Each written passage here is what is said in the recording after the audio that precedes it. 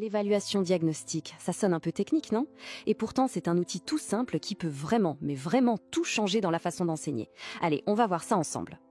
Bon, pour bien comprendre, partons d'un vrai casse-tête, celui que tous les profs connaissent. Imaginez une classe, on a des élèves avec des niveaux super différents, des bagages qui n'ont rien à voir. Alors la grande question, c'est comment on fait pour que le cours parle à tout le monde? Eh bien la solution, elle vient d'un domaine qu'on n'attend pas forcément, la médecine. C'est simple, un bon médecin, il ne donne pas de médicaments au hasard. D'abord, il pose un diagnostic. Et en éducation, eh bien c'est pareil, c'est exactement la même logique. Et voilà, on y est. Cet outil, ce fameux diagnostic pour l'enseignant, ça s'appelle l'évaluation diagnostique. C'est un peu sa façon de prendre la température de la classe, de tâter le terrain si on veut, avant même de commencer la leçon. Alors, qu'est-ce que c'est concrètement? C'est une sorte de pré-évaluation. Le mot le plus important là-dedans, c'est pré, donc avant. Et attention, le but, ce n'est absolument pas de mettre une note. Non, non. L'idée, c'est juste de comprendre où en sont les élèves. C'est une démarche pour anticiper, pour être plus efficace et plus juste. Et les objectifs, vous allez voir, ils sont hyper concrets. On n'est pas dans la grande théorie pédagogique là. On cherche à savoir quel est le niveau de départ de chacun. Est-ce qu'il y a des difficultés particulières, des lacunes à identifier, ou au contraire, qu'est-ce qui est déjà maîtrisé? Tout ça, ça va permettre à l'enseignant de préparer ses cours beaucoup plus intelligemment. C'est une sorte de point de départ pour mesurer les progrès par la suite. Ok, mais là, attention, il faut faire une distinction très importante. Il ne faut surtout pas confondre cette évaluation diagnostique avec les autres contrôles et examens.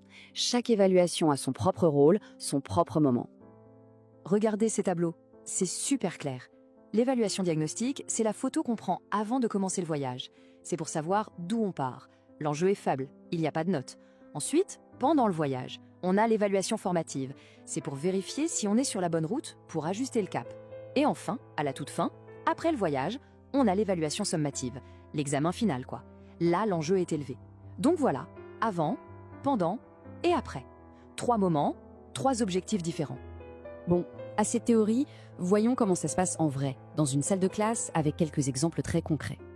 Premier exemple, imaginez un nouvel élève qui arrive et qui ne parle pas bien la langue. Au lieu de le laisser se débrouiller, on lui fait passer un petit test. L'objectif, évaluer précisément son niveau pour le mettre tout de suite dans le bon groupe de soutien. Comme ça, dès le premier jour, il a l'aide dont il a besoin. On ne perd pas de temps, on agit efficacement. Autre exemple, en sciences. Le prof veut commencer un chapitre sur le système cardiovasculaire. Plutôt que de démarrer son cours, il pose une question simple. D'après vous, qu'est-ce qui se passe dans votre corps quand vous faites du sport? En écoutant les réponses, il va tout de suite voir ce que les élèves savent déjà ou les idées un peu fausses qu'ils peuvent avoir. Du coup, il pourra adapter son cours, zapper ce qui est acquis et insister sur ce qui pose problème. Et attention, ça ne marche pas que pour le français ou les maths. Prenez l'éducation physique. L'instructeur veut apprendre à lancer une balle. Il observe chaque élève faire le geste une fois.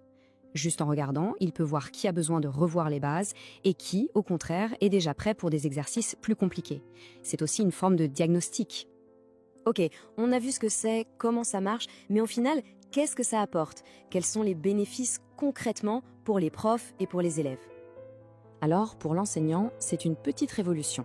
Ça lui permet de préparer des cours beaucoup plus pertinents, plus efficaces. Il peut enfin individualiser son enseignement, créer des petits groupes de travail équilibrés. Bref, il peut proposer des aides ciblées pour ceux qui sont en difficulté, mais aussi, et c'est important, donner des défis plus costauds à ceux qui s'ennuient. Et du côté de l'élève, les bénéfices sont énormes aussi. Fini l'ennui ou la frustration d'être complètement perdu. L'élève reçoit un soutien qui est vraiment fait pour lui. Il prend conscience de ses forces, mais aussi de ses faiblesses, et ça le rend beaucoup plus autonome. Il sait où il en est et il voit clairement le chemin à parcourir pour progresser.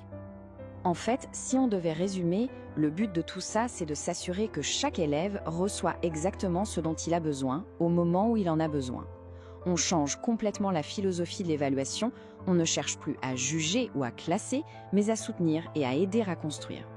Et ça nous laisse avec une dernière réflexion, une question assez fondamentale en fait. Et si chaque évaluation, au lieu d'être un moment de stress où on est juste mesuré, devenait une véritable opportunité pour apprendre? Voilà, c'est peut-être ça la vraie force de l'évaluation diagnostique.